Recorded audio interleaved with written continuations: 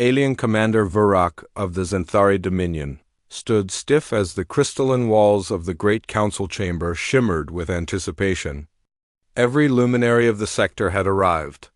Holographic eyes burned into him, each waiting for the same thing. His annual report on humanity. He cleared his throat, an unpleasant sound like grinding. Metaland activated the human-made tablet in his hand. He hated the device. It played cheerful startup jingles whenever touched. A small tune played now. Do-do-D. Let's learn something today. The council's murmurs turned sharp. Vurak sighed. 1. The Human War School. His report displayed an image, a massive Earth structure the humans called the Orbital Academy for Tactical Excellence. Esteemed leaders, Vurak began. I regret to inform you that my infiltration of the human training institution has raised concerns. He inhaled deeply. Humans call it a war school, he said. But based on my observations, it is more accurately, how do they say, an elaborate circus painted with military colors. The chamber leaned forward. They run obstacle courses, Vurak continued, while yelling motivational poetry. They race armored vehicles for team bonding. Their strategy classes occasionally include throwing chairs to simulate chaotic battlefield energy. The council gasped, and the humans find all of this fun. The chamber erupted in horrified whispers. 2. Enter. Sarah and Jack. Commander Vurak flipped to the next recording. It showed two humans. Sarah, a brilliant tactical instructor with sharp eyes and sharper sarcasm, and Jack, a calm-faced engineer whose job was to keep explosions within acceptable comedic limits, whatever that meant. These two, Vurak said, are responsible for half of the Academy's unique methodologies. Sarah stood atop a training platform shouting at recruits, Rule 1: if your strategy doesn't work, make it look like it was your plan all along. Jack walked by holding a malfunctioning drone. It shouldn't be on fire, he muttered, but it is. So now it's a new learning opportunity. Vurak had almost fainted when the recruits took notes enthusiastically. 3. The zero-gravity peace simulation. Council's first speaker raised a tentacle. Commander, what is the worst example recorded? Vurak exhaled. The peace simulation. He said miserably. The lights dimmed as the holo showed dozens of human cadets floating in a zero-gravity chamber.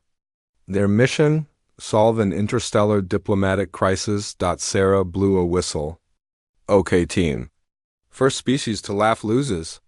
Jack tossed glitter into the air. Initiate morale confusion. Chaos erupted. Cadets drifted everywhere, laughing uncontrollably. One attempted to negotiate peace while spinning like a slow-motion helicopter. Vurak's voice cracked. They claimed this taught resilience under interspecies psychological tactics? The chamber fell into stunned silence. 4. When humans challenged the commander. Vurak looked older as he continued. One day, Sarah requested I participate in a demonstration. I declined. She informed me that declining was against the spirit of camaraderie. Before I understood what that meant, Jack had strapped a gravity belt to me. The holo displayed Vurak floating sideways. Flailing as humans cheered, they made me participate in something called trust launching. A recruit had pushed him gently toward Sarah, who stood ready to catch him. She did, then she tossed him back into the air. It was, Vurak whispered, horrifying. The council howled in second-hand terror. 5. The unthinkable victory, and yet, Vurak said reluctantly, despite their absurd behavior, humans defeated every advanced simulation we tested them with. A new holo showed cadets assembling complex strategies using scraps, broken drones, and office supplies. Sarah grinned in the footage. Creativity beats firepower, people, Jack added. And duct tape beats physics. The humans won scenario after scenario, improvising, laughing, failing spectacularly and then succeeding even more spectacularly. Humans treat danger as entertainment, Vurak explained. They face impossible odds with jokes. They weaponize unpredictability. He paused, and they are terrifyingly effective. 6. The day they saved the station. The council leaned forward again as the next segment played. During a surprise asteroid impact drill, which half the cadets thought was a prank, Real debris struck the Xanthari observation platform. Alarms blared. Systems failed. Panic rose, but the humans did not panic. Sarah barked orders instantly. Jack, you take engineering. Recruits pair up. Move! Jack sprinted, fixing systems faster than Vurak believed physically possible. Cadets sealed cracks with emergency foam, reinforced bulkheads, and somehow used cafeteria trays as shield plates. When a stabilizer collapsed. Sarah led 3 recruits through a cloud of sparks, pulling trapped Xanthari officers to safety. Even Vurak himself was lifted quite effortlessly by Jack during a partial gravity failure. You're good? Buddy, just hold still, Jack said as he carried the giant alien like a misbehaving cat. Within minutes, humans had restored control of the entire station, not for medals. Not for glory. But because they simply refused to let anyone die.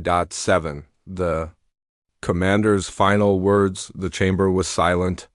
Now, Vurak slowly closed the tablet. My report, he said softly, is that humans are the most dangerously resourceful species in the galaxy?